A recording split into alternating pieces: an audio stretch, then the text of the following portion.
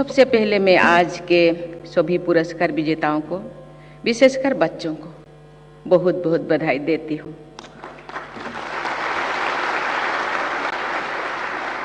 साथ ही अन्य सभी प्रतिभागियों की भी मैं सराहना करती हूँ।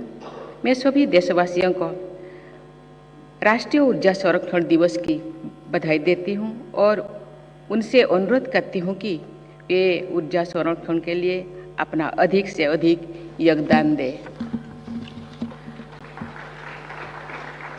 मुझे बताया गया है कि ऊर्जा संरक्षण से जुड़े राष्ट्रीय चित्रकला प्रतियोगिता में लगभग 80,000 विद्यार्थियों ने उत्साहपूर्वक भागीदारी की है। बच्चे जो चित्र बनाते हैं उनमें सच्चाई होती है। बच्चों को पुरस्कृत करने के साथ साथ उनसे हमें सीखना भी चाहिए। आने वाली पीढ़ियों के लिए प्रदूषण से मुक्त पर्यावरण में सांस लेने, प्रगति करने और स्वस्थ जीवन बिताने की परिस्थितियां सुनिश्चित करना हम सबकी सर्वोच्च प्राथमिकता है। हम सब जानते हैं कि महानगरों में प्रदूषण के कारण छोटे छोटे बच्चों को फेफड़े और सांस लेने से जुड़ी समस्याओं का सामना करना पड़ रहा है।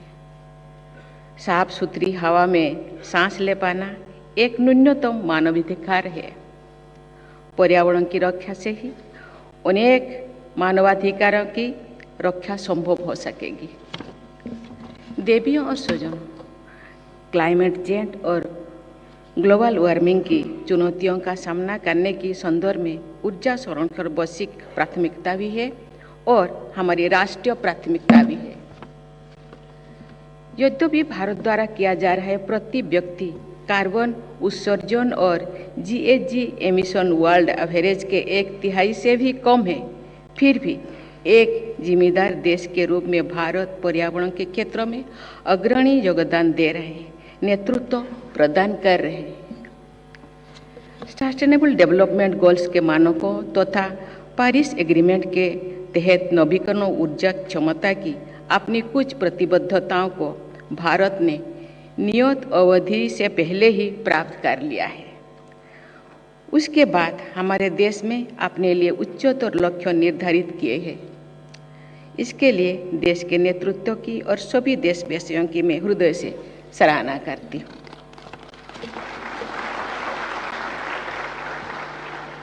ये उपलब्धियाँ नवीकरणीय ऊर्जा तथा नवीन ऊर्जा के क्षेत्र में चल रहे प्रयासों, पारंपरिक ऊर्जा स्रोतों के सक्षम उत्पादन व उपयोग तथा ऊर्जा संरक्षण के लिए किए जा रहे कार्यों के बल पर ही प्राप्त की जा सकी है।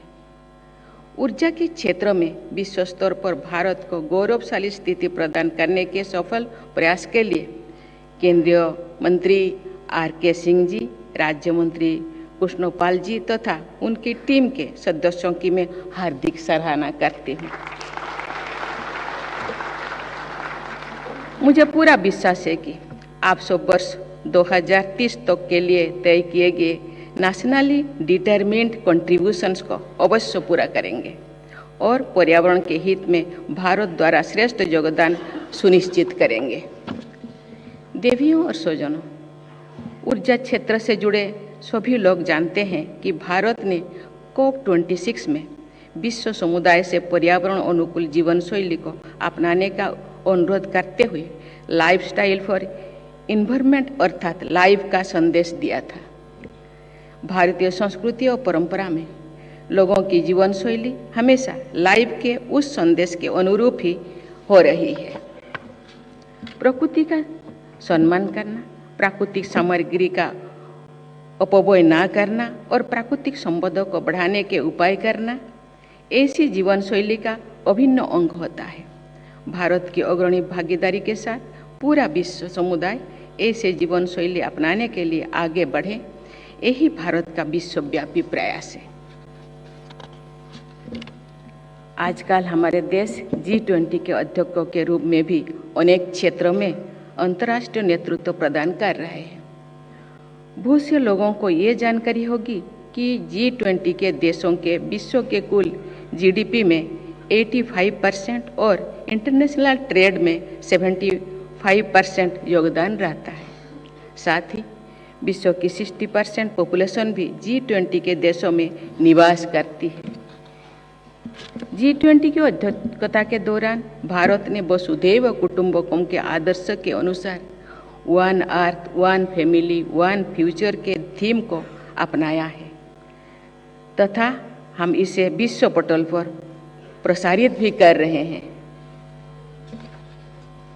देवियों और स्वजनों, सभी देशवासियों को विकास का प्रचुर अवसर प्रदान करते हुए क्लाइमेट चेंज की चुनौती का सामना करने के लिए देश की सरकार और जनता द्वारा ऊर्जा के सक्षम उत्पादन, उपयोग और संरक्षण पर जोर दिया जा रहा है। इन प्रयासों को समग्र रूप से आगे बढ़ाने के लिए मैं भारत सरकार के विद्युत मंत्रालय के मार्गदर्शन में ब्यूरो ऑफ एनर्जी एफिशिएंसी के विभिन्न कार्यकलापों की सराहना करती हूँ।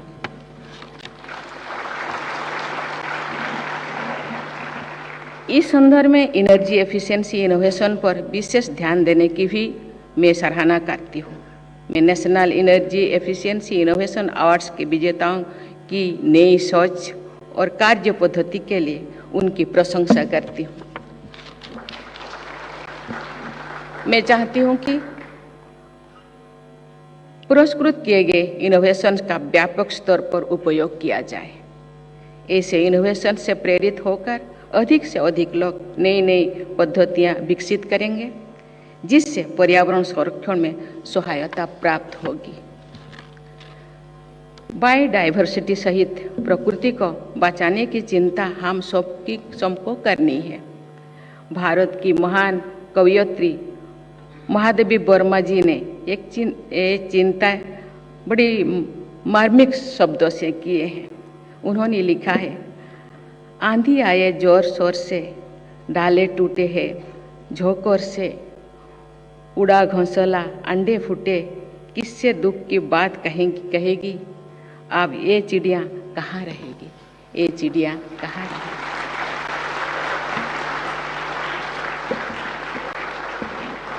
हम सबको मिलकर चिड़िया के घोंसलों को बचाना है, चिड़िया को बचाना है, अंडे बच्चों को भी बचाना है, डाली को बचाना है, पेड़ को भी बचाना है, धरती माता के प्राकृतिक संतुलन को बचाना है, अपने लिए और आने वाली पीढ़ियों के लिए।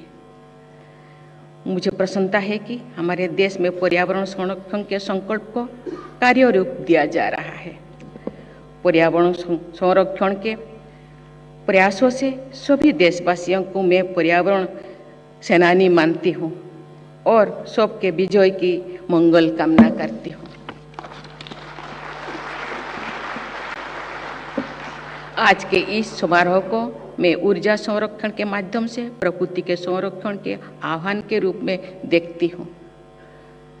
हम सब एक संकल्प के लिए जो कुछ भी करेंगे वो सदैव प्रकृति के अनुकूल होगा, कभी भी प्रतिकूल नहीं होगा। प्रकृति और प्रगति के संतुलन को बनाए रखने में ही मानव कल्याण निहित है। इस विचार के साथ पूरी मानवता आगे बढ़े, इसी मंगल कामना के साथ अपनी वाणी को विराम देती हूँ। जय हिंद, जय भारत। धन्यवाद। Thank you, Madam President, for your kind words and blessings.